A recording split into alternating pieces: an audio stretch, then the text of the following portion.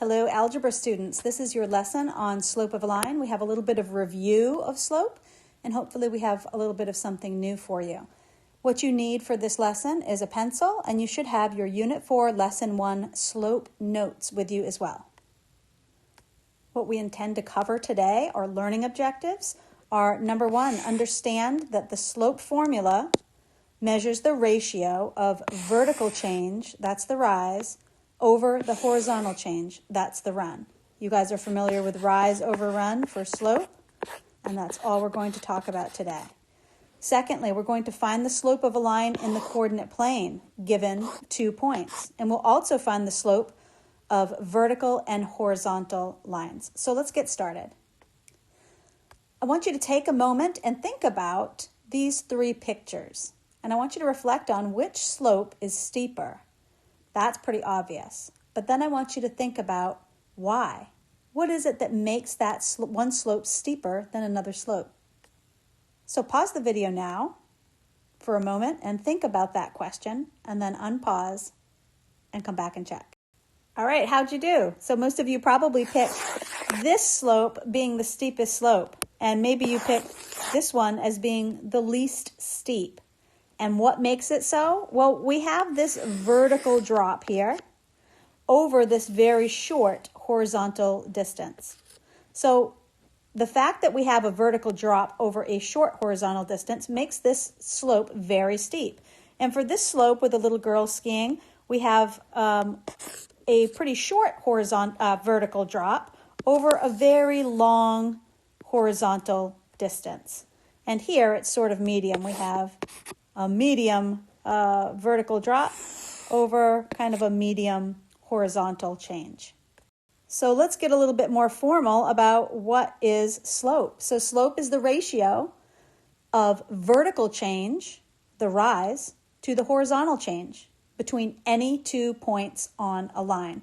And you can pick any points because the slope is going to be constant for a line. So we also call the slope the rate of change. So remember, we're talking about measuring the relationship between 2 variables. So the rate of change could be the change in distance over the change in time, the change in gallons over the change in distance, or the number of steps per minute. It is the rate of change for the 2 variables that you're measuring. And we refer to slope with the variable m. So this probably looks familiar to you. Rise over run. Slope is equal to rise over run. And what rise is just the vertical change, and run is just the horizontal change. So here's the rise, and here's the run. And we're going to talk more about that on the next slide. So on this slide, it looks like somebody's already measured our rise and our run already. So they went up to get a rise of 2, and they went to the right to get a run of 3. So the rise over the run is 2 over 3. That's the slope. Rise over run. They went up 2 and over 3. So why is this slope positive?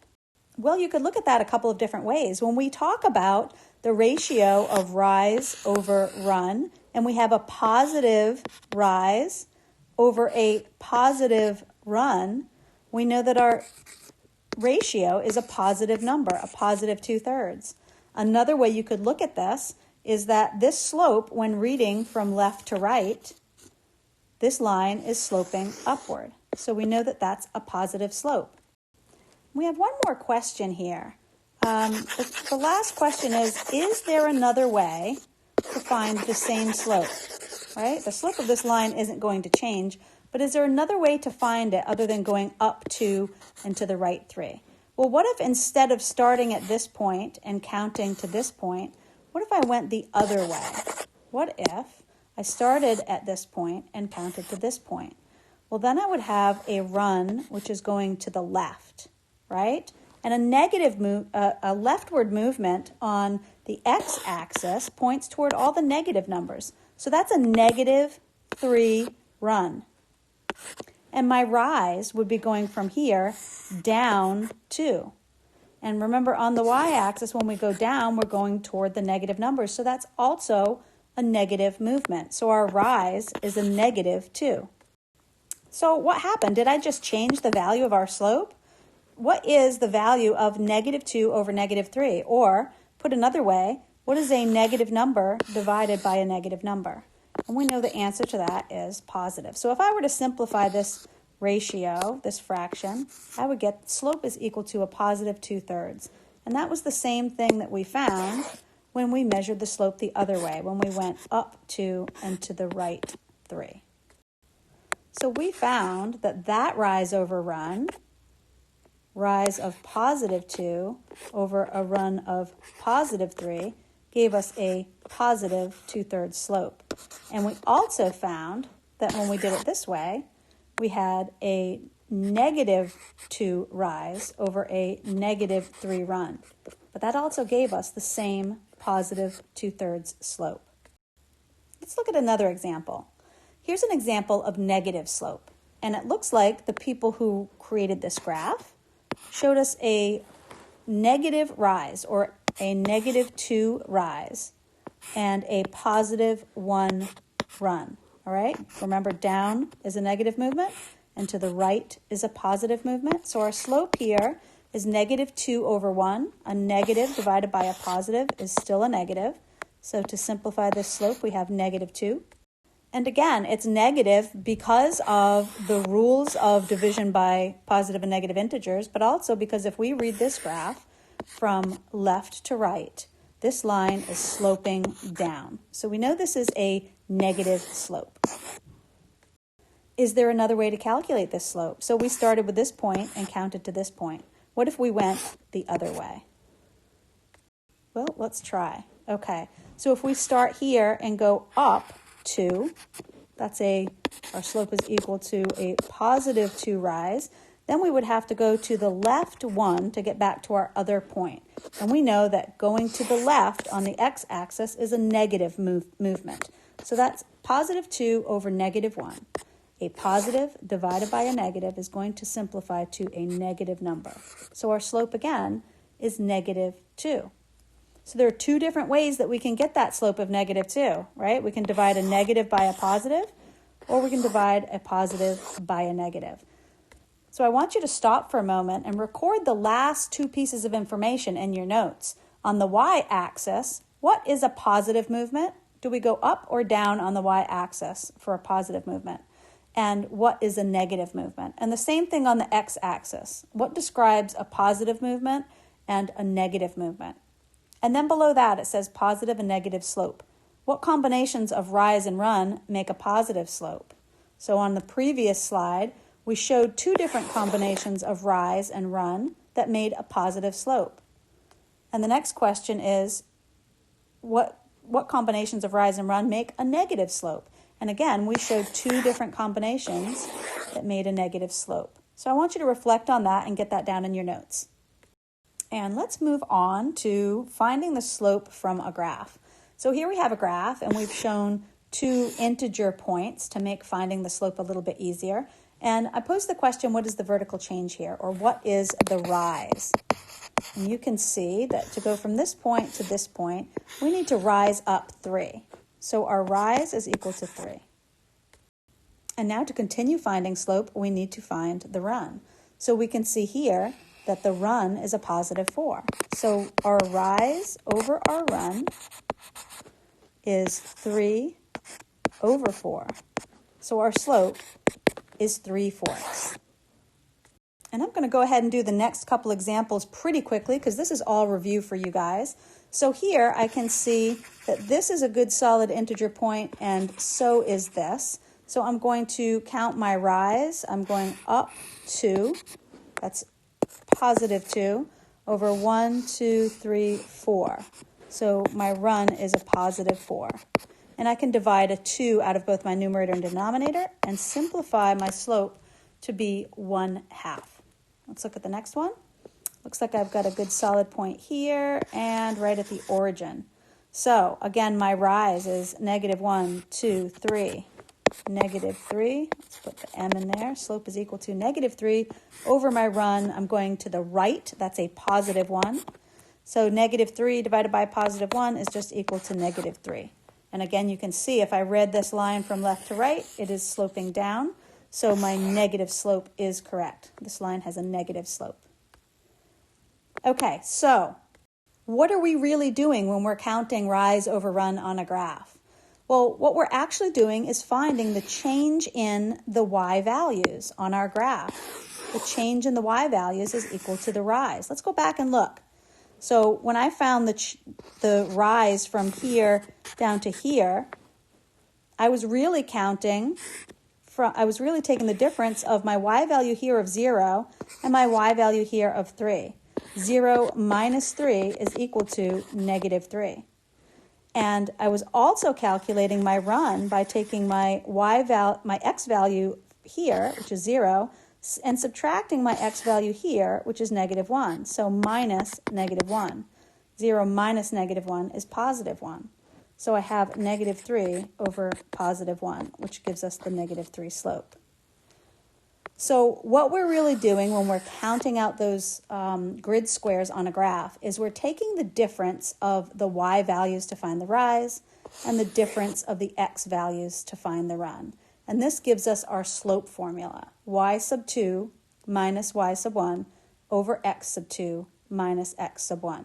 So using this example again, we had 2 points. We had the point negative 1, 3, and the point down here of 0, 0. So negative 1, 3, and 0, 0. If I were to label so this is my x value, this is my y value, x value, y value. If I were to label this point as my first point, then this is x sub 1 and y sub 1. And this is x sub 2 and y sub 2. And it's really important that we make sure we understand which of these values are x1, y1, and x2, y2.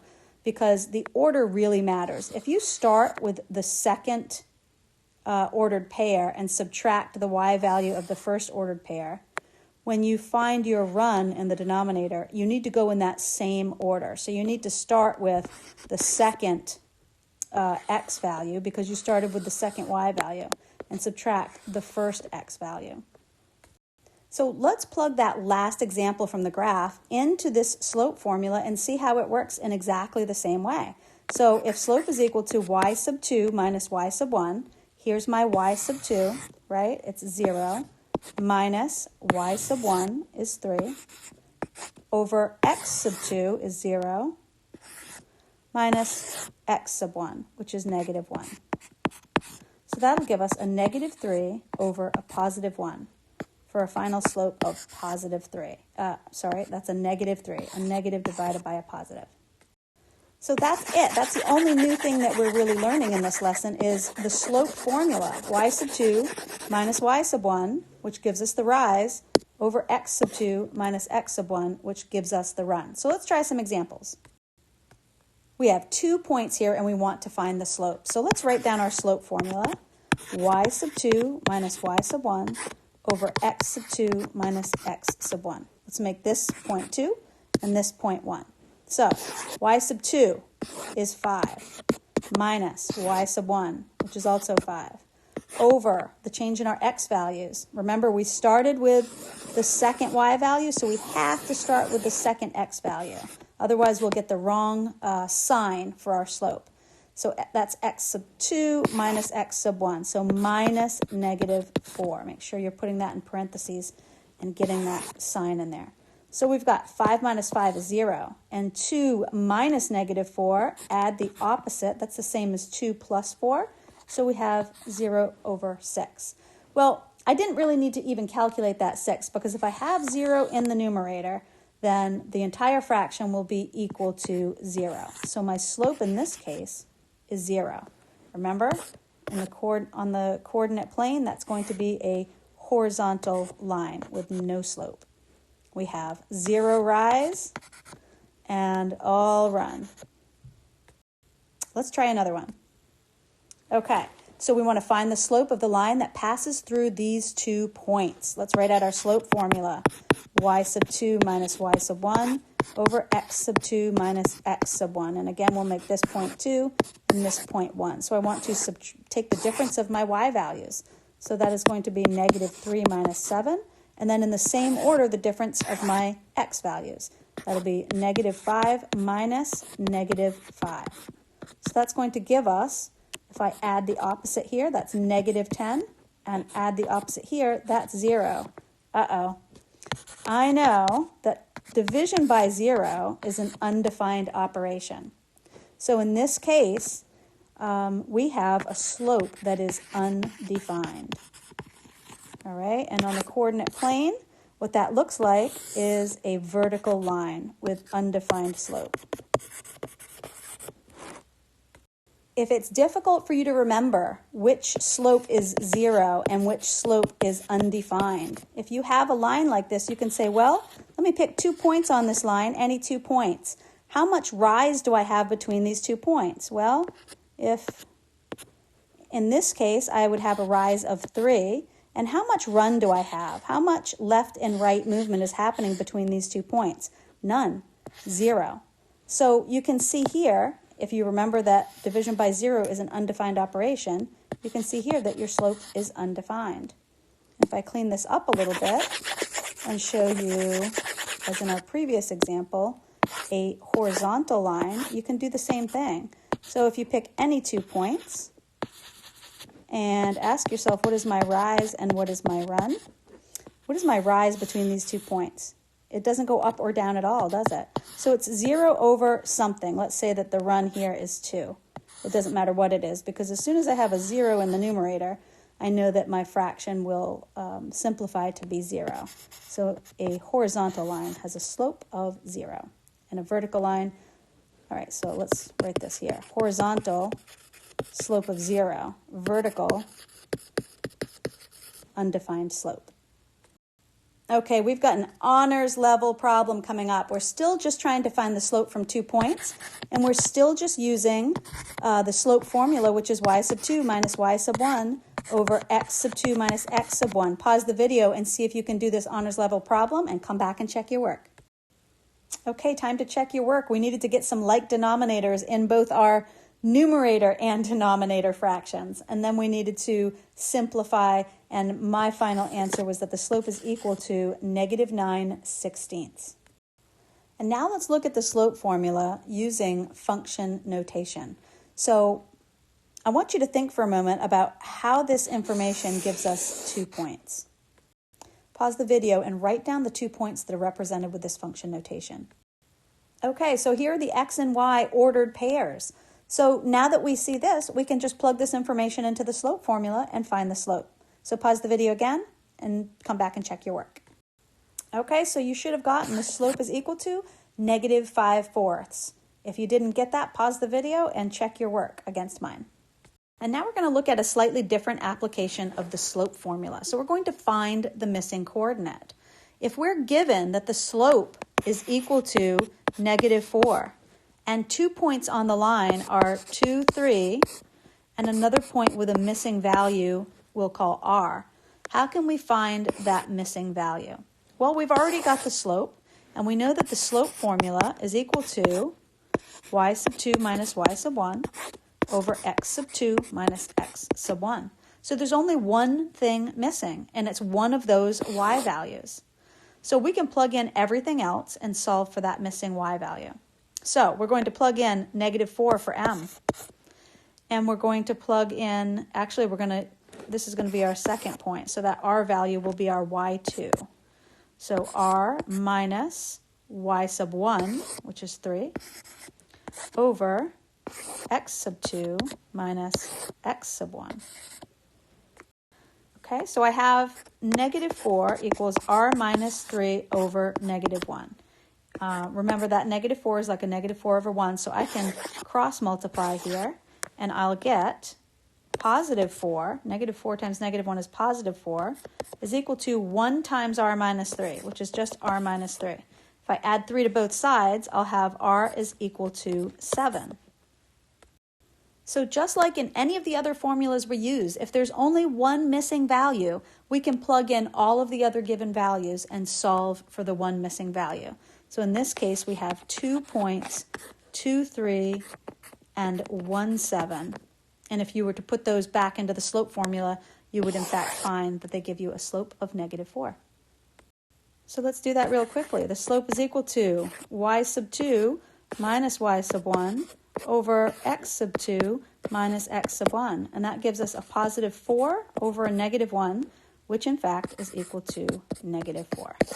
So we found our r value of 7, and we just proved that it in fact was the correct r value by showing that it does give us a slope of negative 4. All right, we have another example that I'd like you to try on your own. So again, you're given the slope, negative 1/3, and you're given 2 points with one missing x value this time. So I want you to plug those into the slope formula and solve for r, and then come back and check your work. Did you get r equals 5? If you did, good for you. If not, pause the video and check your work against mine, and then we'll move on. And now I want to take a look at special slopes. So we talked about horizontal and vertical lines having special slopes, and I just want to reinforce that. So does this line have a 0 slope, or does it have an undefined slope? So a quick check is if you just ask yourself, what is the rise and what is the run? So between these 2 points that we've defined, how much rise do we have? How much up and down? You can see that there's no up and down, or 0 up and down. And there's 1, 2, 3, 4, 5, 6, a run of positive 6. So anytime we have 0 in the numerator, the fraction simplifies to 0. So in this case, the slope is 0. And I want to show you that using the slope formula. So if we use these 2 points, 2, 1, and negative 4, 1, we can also illustrate that we have a slope of 0. So y sub 2 is 1, y sub 1 is 1. So in the numerator, we have y sub 2 minus y sub 1. And then we have x sub 2 minus x sub 1. So 2 minus negative 4. So we have 0 over 2 plus 4, which is 6. So again, our slope reduces to 0. And let's look at the other special case, which is a vertical line. So if we ask ourselves the quick and dirty case, rise over run, how much rise do I have? 1, 2, 3, 4, 5. And I went down, so I'll just call that negative 5. But I could have counted this way. I could have gone up 5 as well. And my run, how much left and right do I have? I have absolutely no left and right, so I have 0 run.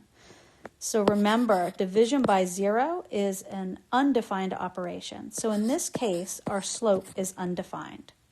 And let's show that with the slope formula. So we have 2 points here. We have negative 2, 2. And we have negative 2, negative 3. So we have negative 3 minus 2 as our rise. And we have negative 2 minus negative 2 as our run. So that's going to give us negative 5 over negative 2 minus a negative 2. Add the opposite. So we have 0. And again, there's a 0 in the denominator, so the slope is undefined. So if you forget, does a vertical line have 0 or undefined slope? Does a horizontal line have 0 or undefined slope? You can look at it just in terms of the rise over the run, or you can actually use the slope formula and determine what type of slope we're dealing with. And finally, in your notes, I want you to reflect on the following. Which line will be steeper? A line with a slope of 1/2 or a line with a slope of negative 2? So I want you to think about that and prove to yourself which one is steeper and why. And then write your reflection down in the reflection section at the bottom of your note sheet.